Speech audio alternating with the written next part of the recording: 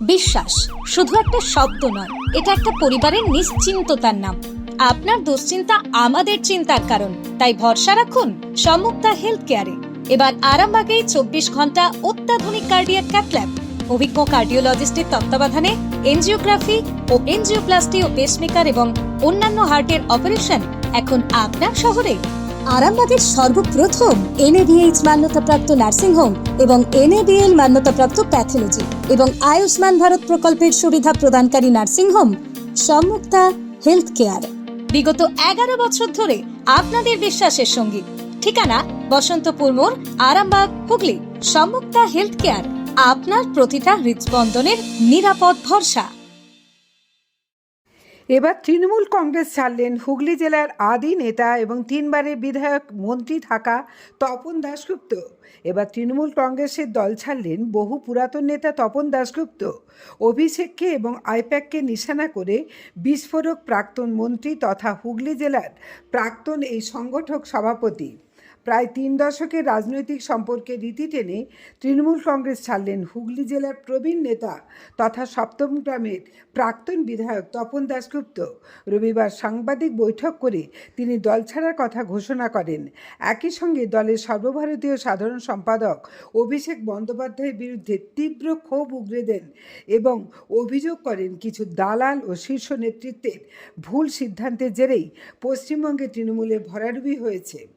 2011, 2016 এবং 2021 টানা 3 বার সপ্তমগ্রাম বিধানসভা কেন্দ্র থেকে তৃণমূল কংগ্রেসের টিকিটে জয়ী হয়েছিলেন তপন দাশগুপ্ত। তবে এবারে বিধানসভা নির্বাচনে তিনি দলীয় টিকিট পাননি। দলের একাংশের দাবি, গত প্রায় 1 বছর ধরেই তিনি সংগঠনের কাজে অনেকটাই নিষ্ক্রিয় ছিলেন। রাজ্যে সরকার পরিবর্তনের প্রায় 2.5 মাস পর অবশেষে দল ছাড়ার সিদ্ধান্ত ঘোষণা করলেন তিনি। সাংবাদিক বৈঠক করে তপন দাশগুপ্ত কি বললেন সবটাই শোনাবো।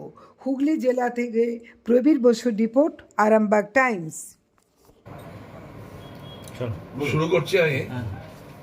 আপনারা জানেন যে তৃণমূল কংগ্রেসের প্রথম দিন থেকে কংগ্রেস ছেড়ে তৃণমূলের যেটা জয়েন করেছিলাম কোর্টে এফিডেভিট করে, তার মধ্যে আমিও ছিলাম।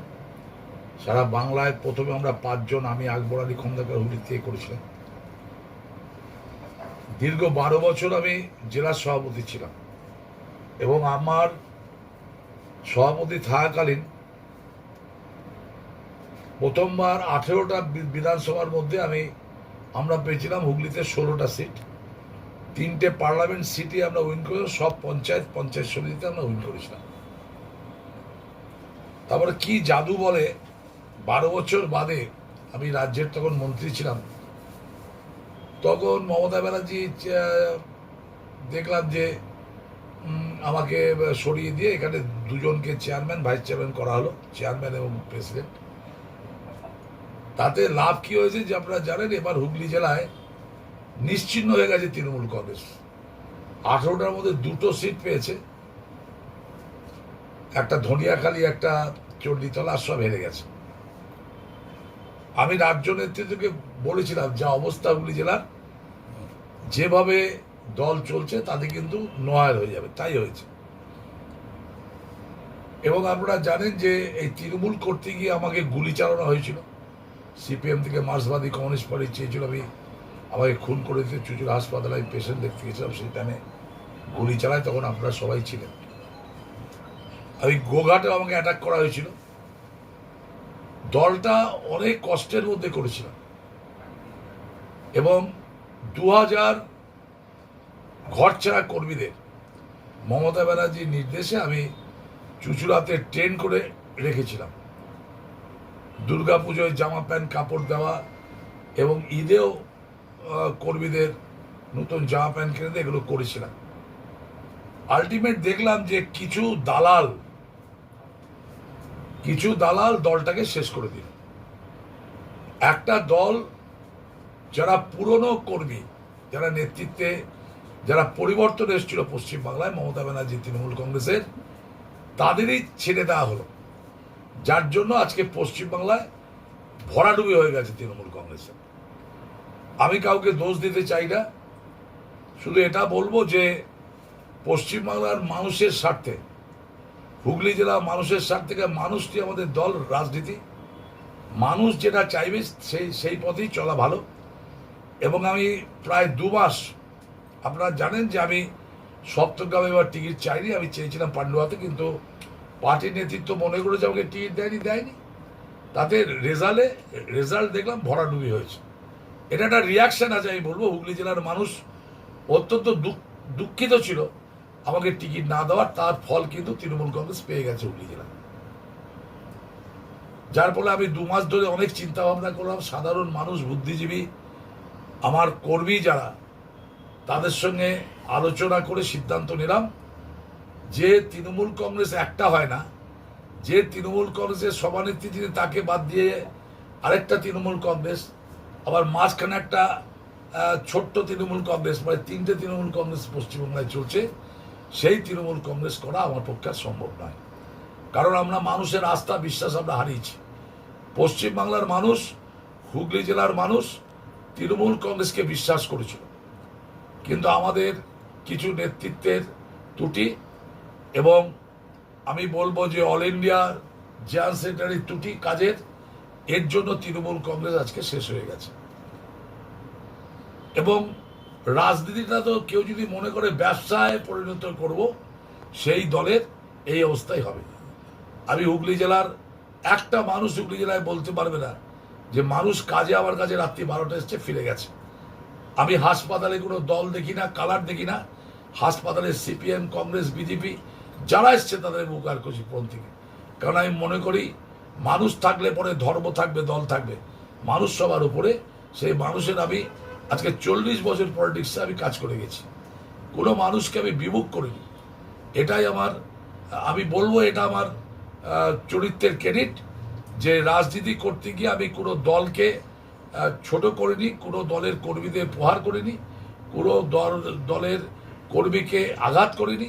কোনো দল যাতে ফিটভাবে দল করতে পারে, স্বাধীনভাবে দল করতে পারে, সমস্ত দল সেই মতো করেছে হুগলি জেলা।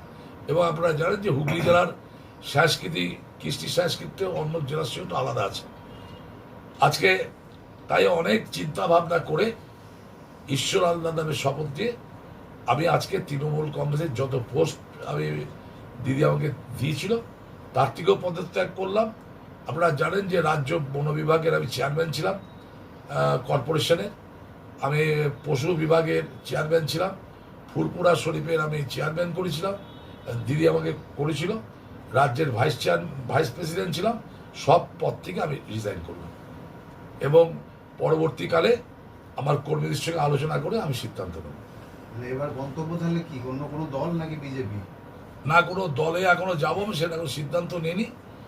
আমি কর্মীদের সঙ্গে আলোচনা করে সিদ্ধান্ত নেব। এত বছর মমতা বন্দ্যোপাধ্যায়ের সঙ্গে রাজ্য কি সেই পথে বলতে চাইছেন? আইপ্যাকটা হচ্ছে তোলাবাজির প্যাক, আইপ্যাক ফাইপ্যাক নয়। এরা তো মাল নিয়েছে, অনেককে টিকিট দেবে বলে টাকা নিয়েছে, বিধানসভার টিকিট পাই বলে টাকা নিয়েছে। আমার অফিসে এসেছিল, ঘাট ধাক্কা দিয়ে বের করে দিয়েছে আমি আইপ্যাককে। আপনাদের মতন সিনিয়র নেতৃত্বরা যখন এই দলের অবক্ষয় নেত্রীকে জানিয়েছিলেন, তখন কি কোনো রকম ব্যবস্থা গ্রহণ করেন? দেখছি করেছে। আপনি বললেন মুষ্টিমেয় 2-1 দলটাকে শেষ করে দিয়েছে, সেই নামগুলো কি বলা যাবে? না, নাম বলছি না, তারা সব অল ইন্ডিয়া। একাংশ জল্পনা শুরু হয়েছে, তপন দাশগুপ্ত তৃণমূল ছেড়ে বিজেপিতে যোগ দিচ্ছে। কেউ বাবা দিয়েছে স্বপ্ন ওপর থেকে, যারা বলছে তাদের বাপরা দিয়েছে স্বপ্ন ওপর থেকে। আমি কি করবো সেটা তো আমার সিদ্ধান্ত। আমি তৃণমূল কংগ্রেস করব না। কংগ্রেস আছে, সিপিএম আছে, ফরওয়ার্ড ব্লক আছে, হ্যাঁ, বিজেপি আছে। আমি কোন দল সেটা আমি সিদ্ধান্ত নেব, আমি প্রেস ডেকে সেটা জানিয়েও দেবো। যেখানে মুখ্যমন্ত্রী আপনাকে ফোঁটা দিত, ভাই বলতো, হ্যাঁ। সেই মুখ্যমন্ত্রী হাত ছেড়ে দিচ্ছে। কোথাও একটা নিশ্চয়ই মনে কষ্ট আছে, দিদিকে ছেড়ে যাওয়ার কষ্ট, সেটা সহ্য করছি। কারণ দিদি মাথার উপরে থেকেও যারা দিদিকে ইউজ করেছে, দলটাকে শেষ করেছে, আমি তাদের বিরুদ্ধে আমার ক্ষোভ। এই ক্ষোভে আমি দল ছাড়ছি। এই অসময় দিদি হাত ছাড়ছে। আপনি কি আসবেন? তৃণমূল কংগ্রেস আর করবো না, দিদি যদি অন্য কোনো দল করে? সেটা পরে চিন্তা ভাবনা করবো। বলছি যে অসিত মজুমদারকে এই খারাপ সময়ে তৃণমূল জেলা সভাপতি করেছে, সেটা থেকে আপনার এটা একটা পোস্ট নাকি? এটা আমি 12 বছর ছিলাম, 20 বছর আগে। এসব কোনো পোস্ট না। আর কারো মতো পলিটিক্স আমার কোনো হিংসা নেই। যে হয়েছে হয়েছে। আর আমি এরকম অনেকবার সভাপতি হয়েছি, তাদের লাভ কিছু হয়নি। 9 বছর জেলা সভাপতি। ঋতব্রতর এই তৃণমূলটাকে তুমি কিভাবে দেখছো? এটা মার্ক্সবাদী তৃণমূল কংগ্রেস। দাদা, এক সময় আপনার সতীর্থ ছিল শুভেন্দু অধিকারী, তৃণমূল। শুভেন্দু অধিকারী ভালো ছেলে। সত্যি কথা বলতে কি, মুকুল রায় দলটাকে তৈরি করেছিল দিদির সঙ্গে থেকে, তাকে ডিপ্রাইভ করা হয়েছে, সরিয়ে দেওয়া হয়েছে। অর্জুন সিংকে সরিয়ে দেওয়া হয়েছে। শুভেন্দু অধিকারীর মতো ভালো সংগঠনকে সরিয়ে দেওয়া হয়েছিল। তাপস রায়কে সরিয়ে দেওয়া হয়েছে। সবটাই এক ব্যক্তির জন্য। তাকে এস্টাবলিশ করার জন্য এদের বলির পাঠা করা হয়েছিল। মানুষ তার জবাব দিয়ে দিয়েছে পশ্চিমবঙ্গের মানুষ। অভিষেক ব্যানার্জি বলছে যদি সবাই আসে, তাহলে দলে যদি আসে, তাহলে আমি নিজে দল থেকে পদত্যাগ আগে করব। ছাড়েনি কেন? ওকে দল করতে গিয়ে বলেছিল, ডুবিয়ে দিয়ে এখন বলছে ছাড়ো। তাহলে অভিষেক ব্যানার্জি পদত্যাগ করার সময় পার হয়ে গেছে, তাই তো? এখন আর পদত্যাগ করে কোনো লাভ নেই। লাভ কিছু হবে না। যারা তো চলে যাওয়ার তো চলেই গেছে, তাদের লাভ কি হয়েছে? বর্তমান মুখ্যমন্ত্রী শুভেন্দু অধিকারী, আপনি কি খুশি? ভালো কাজ করছে, আমি নিশ্চয়ই খুশি। যে ভালো করবে তার জন্য খুশি। এবং প্রতিটি পদক্ষেপ ওর ভালো হচ্ছে। শিশির দাস সঙ্গে আমরা দীর্ঘদিন দল করেছি, ওর বাবা, আমরা একসঙ্গে আন্দোলন করেছি, দল করেছি। শিশির দা খুব জেন্টেলম্যান। আজকে 2 মেদিনীপুরে দল যদি শক্তিশালী হয়ে থাকে, তার জন্য ক্রেডিট হচ্ছে শিশির অধিকারী, শুভেন্দু অধিকারীদের। আর শুভেন্দু সকাল থেকে রাত্রে অবধি দল করে, খাটে। রাজ্যের মন্ত্রী ছিল, আমার পাশে বসতো, অনেক আলোচনা হয়েছে ওকে নিয়ে। এবং শুভেন্দু অধিকারী সিএম হওয়াতে আমি খুশি। পশ্চিমবাংলার মানুষ যেটা চেয়েছে তাদের হওয়ার পরে শুভেন্দু অধিকারীর সঙ্গে কি কখনো কথা হয়েছে? একবার হয়েছে, ধন্যবাদ জানিয়েছি। মুখ্যমন্ত্রীর দিক থেকে যদি কোনো রকম ডাক আসে, তাহলে কি ওদিকে ভেবে দেখব, নিশ্চয়ই ভেবে দেখব। নির্বাচনের আগে 57টা সিটিং ক্যান্ডিডেটকে বসিয়ে দেওয়া হয়েছিল, এটা কি একটা বড় কারণ হতে পারে মনে করছেন? এটা তো কারণ আছেই। আপনারা কি মনে করেন যে তপন দাশগুপ্ত দাঁড়ায়নি, এর এফেক্ট হুগলি জেলার মানুষের মধ্যে হয়নি? আজকে হুগলি জেলায় 2টো সিট পায়। ধনিয়াখালীর সিটে কমে গেছে প্রচুর ভোট, চণ্ডীতলাতে কমে গেছে, আর সব ফুটিতে গুড় হয়ে গেছে। কেউ পেয়েছে নাকি? রচনা ব্যানার্জি বলছে যে এখন তৃণমূলের হাত ছেড়ে এনসিপিআই গেছে, তিনি বলছেন যে কাজ করার জন্য গেছে। এই বিষয়টিকে কীভাবে দেখেন? রচনা ব্যানার্জি তো চলে গেছে, তাকে নিয়ে কী বলবো? সে তো বিজেপিতে চলে গেছে।